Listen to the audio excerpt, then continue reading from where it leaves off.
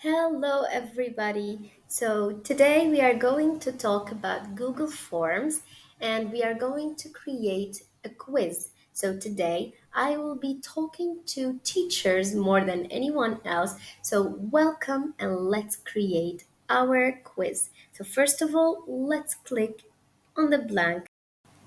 All right, so for settings, we should make this form to a quiz.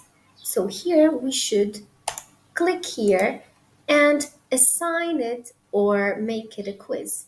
After that, if you want to, for example, to correct every response automatically, you can just choose or select the first one. But if you want to do it manually, you can select later after manual review. So that will be better for you if you have paragraphs or kind of questions like that.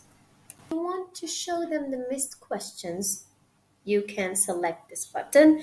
If you want to show them also the correct answers and the point value, don't do anything and just select these selections or these buttons and everything will be okay. So if you want every question or if you have all questions with the same value, don't forget to type here the same number of points.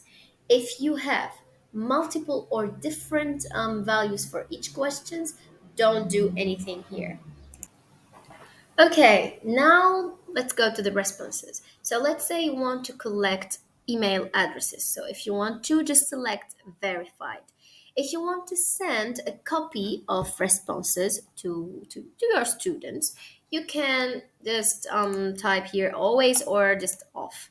And if you want to allow them to edit their response, you can just click on this button because it's a paragraph and you can't set the keys, let's say.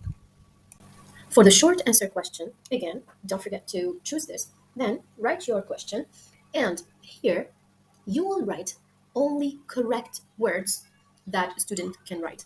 For example, let's say that you ask them about a paragraph about water. So if they will write water or about blue things, so if the student will write water, pen, blue pen, for example, or a lake, so it will be correct. If he will write anything else, it will be marked as incorrect. If you need them to upload anything, click here and then click continue.